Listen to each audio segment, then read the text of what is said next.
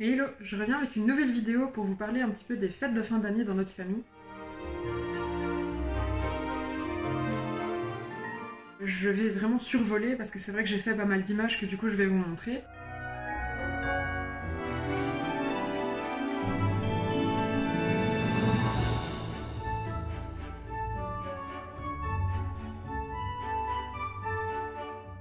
Par contre, je n'ai pas pris le temps de vlogger en même temps pour vous raconter un petit peu les détails.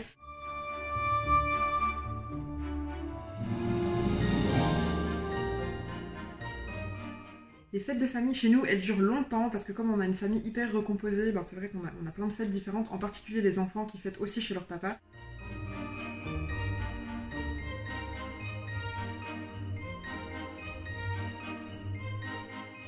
C'était une période pleine d'excitation pour les enfants, c'était assez difficile de les canaliser. Bon, maintenant c'est presque derrière, il nous reste encore une fête demain mais qui est en petit comité. Je sais que pour certains, les fêtes de fin d'année ne sont pas très rigolotes à vivre, surtout quand on a un bébé et qu'on doit essuyer les remarques négatives, les critiques et les commentaires des gens. Moi, j'ai pas ce problème-là, ni dans ma belle famille, ni dans ma famille, parce que c'est vrai que autant l'allaitement que le portage est très très bien accepté par toute la famille. Et puis dans tous les cas, je pense qu'on leur demande pas spécialement leur opinion. Quand quelqu'un m'a demandé de prendre Nao dans les bras alors que c'est une personne qu'il a jamais vue de sa vie, j'ai simplement dit à la personne que Nao ne le connaissait pas et que du coup je voyais pas son intérêt à lui d'être dans ses bras. Ça a été relativement bien pris. Après je sais pas par derrière ce qui s'est dit ou pas dit. Et du coup Nao n'est pas passé de bras en bras, il est allé juste dans les bras de ses deux grands-mamans. Les fêtes de fin d'année sont souvent la seule occasion où on voit une certaine partie de la famille, et pour moi c'était important que Nao ne soit pas considéré comme un jouet qui passe de bras en bras juste pour pouvoir se dire bah voilà j'ai porté Nao, et ça a été très très bien respecté.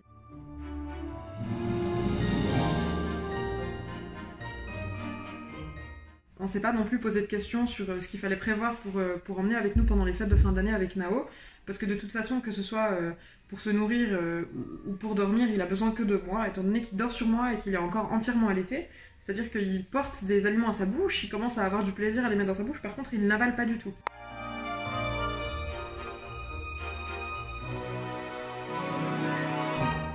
Et soit il les recrache après les avoir testés, soit il me demande à moi d'aller les rechercher au fond de sa bouche. Et c'est vrai que ça a rendu les fêtes de fin d'année un petit peu plus faciles, étant donné que je n'avais pas besoin d'emmener avec moi des compotes, des repas, des lits parapluies, enfin voilà, tout s'est fait sur moi, on n'a pas eu d'horaire à tenir étant donné qu'on dépendait de personne. Et du coup c'était très agréable, parce que dès que Nao avait envie de faire une sieste, il venait simplement sur moi, s'il avait envie d'être rassuré, il était simplement au sein.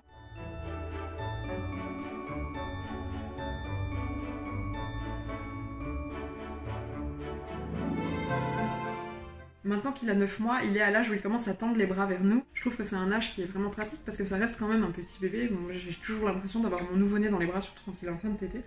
Mais par contre, c'est vrai qu'il peut s'exprimer beaucoup plus facilement qu'avant, et j'ai l'impression qu'il est moins dépendant de son environnement. C'est-à-dire que maintenant, il peut commencer par lui-même à nous faire part de ses besoins.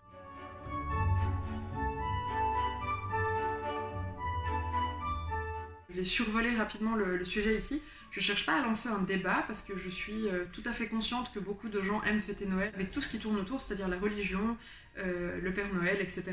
Je ne souhaite pas faire croire au Père Noël à mes enfants simplement parce qu'il s'agit d'une légende. Je considère que c'est comme la religion, que c'est à mes enfants de faire leur propre choix en fonction de ce qu'ils ont envie de croire.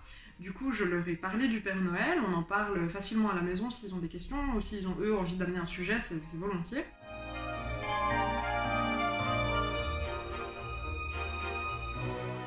Noël est devenue une fête qui est très fourre-tout, c'est-à-dire qu'à la base c'est une fête religieuse, on y a inclus une croyance nordique en amenant le Père Noël, qui ensuite a changé de vêtements avec l'arrivée de Coca-Cola, et on a aussi le côté commercial. Personnellement j'ai beaucoup de peine à le cautionner. Donc on leur a expliqué d'où venait le Père Noël, on leur a expliqué la religion, ils ont également des cours de religion à l'école. C'est pas un cours qui va tourner essentiellement autour du christianisme, mais c'est vraiment un survol de toutes les religions pour que les enfants puissent avoir une certaine culture générale. Du coup, Willow, qui est déjà scolarisé, il sait d'où vient Noël, il sait d'où vient la religion également, et après c'est à lui de faire ses propres choix en fonction de ce qu'il a appris et de ce qu'il a envie de croire. C'est comme la politique, c'est comme beaucoup de choses, j'ai pas envie d'inculquer des valeurs à mes enfants qui pourraient ne pas leur correspondre.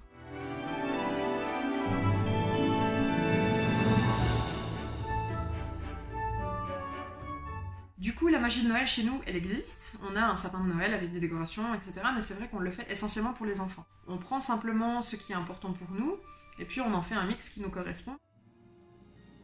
J'ai pris le temps quand même de vous présenter une partie de ce que les enfants ont reçu pour Noël, parce que je trouvais que c'était des chouettes idées, et ça peut éventuellement vous aider vous aussi à trouver des idées de cadeaux pour un anniversaire ou les prochaines fêtes de fin d'année. Nao a reçu de ma maman un album des Lilliputiens. C'est une marque qui est assez connue, qui fait des doudous, des jouets pour bébés, des choses vraiment accessibles pour les petites mains. C'est un petit album où déjà là, normalement, on peut glisser une photo de Nao, et en fait, c'est un petit album photo vraiment accessible pour les bébés.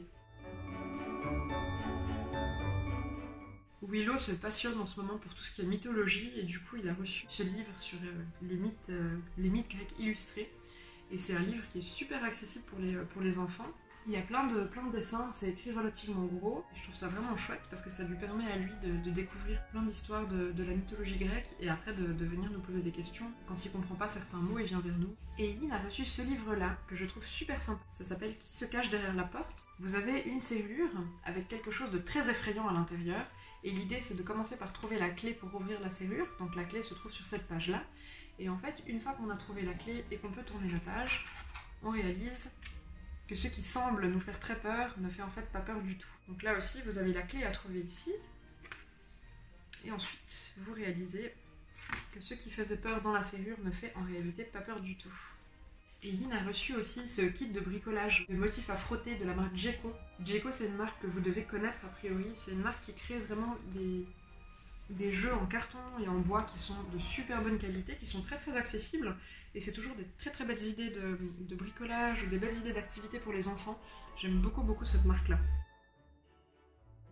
Nao il a reçu ce petit, qu'on n'a même pas ouvert d'ailleurs, ce petit puzzle en bois avec les animaux à remettre simplement dans les cases, donc c'est un des premiers puzzles qu'il sera capable de faire et je trouve ça super chou. Je vous avais parlé plusieurs fois du stylo Tiptoy ou Tiptoy, je sais pas exactement comment on l'appelle, de Ravensburger. Donc c'est un stylo interactif qui permet en fait d'avoir plein d'activités, donc par exemple ce kit là, qui est un jeu interactif à la découverte du corps humain. Et on a aussi des livres sur la musique, sur les animaux. Willow, il a le premier apprentissage de l'anglais, je sais plus comment il s'appelle exactement. On a aussi une map monde avec toutes les découvertes des pays, des capitales. C'est vraiment super intéressant. Willow, avec ça, a quand même réussi à savoir plus de pays par cœur que moi. Bon, j'ai pas une culture géographique incroyable non plus.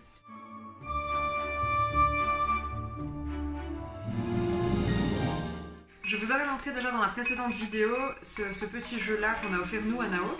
Nao a reçu aussi de ma maman ce petit sous-marin jaune qui fait légèrement penser aux Beatles. C'est un jeu qui va dans l'eau, c'est-à-dire qu'il va flotter dans l'eau et que ça permet à Nao de le prendre avec lui dans le bain. On a reçu ce jeu de société-là que je ne connaissais absolument pas et qui est apparemment un jeu vraiment sympa à jouer en famille avec des enfants à partir de l'âge de Eileen, donc qui va avoir 4 ans. C'est un jeu d'observation qui s'appelle le Facteur. Vous avez apparemment toute une petite carte à mettre en place. Et ensuite, vous devez retrouver certaines choses dans cette carte-là. Donc des gens à qui vous devez délivrer des courriers en fonction des cartes que vous avez. Ça a l'air vraiment chouette. Et on a reçu également ce jeu-là, le Dixie Odyssey. De ce qu'on m'en a dit, c'est un jeu qui a l'air de ressembler un petit peu à un jeu de rôle. C'est-à-dire que c'est un jeu où on va créer un univers, on va créer une histoire à plusieurs. On peut jouer jusqu'à 12 joueurs. Et c'est un jeu qui permet de créer des histoires en fonction des cartes qu'on a, de mettre des pièges à ses adversaires. Et puis l'idée, c'est d'avoir une histoire la plus farfelue, la plus folle possible. Mais du coup, pareil, c'est un jeu hyper accessible pour les enfants et que du coup, on va a priori tous prendre vraiment plaisir à faire. Donc je me réjouis vraiment d'essayer. J'espère que cette petite vidéo vous aura plu. Je vous souhaite de très belles fins de fêtes de fin d'année, une bonne année 2019 et puis à tout bientôt.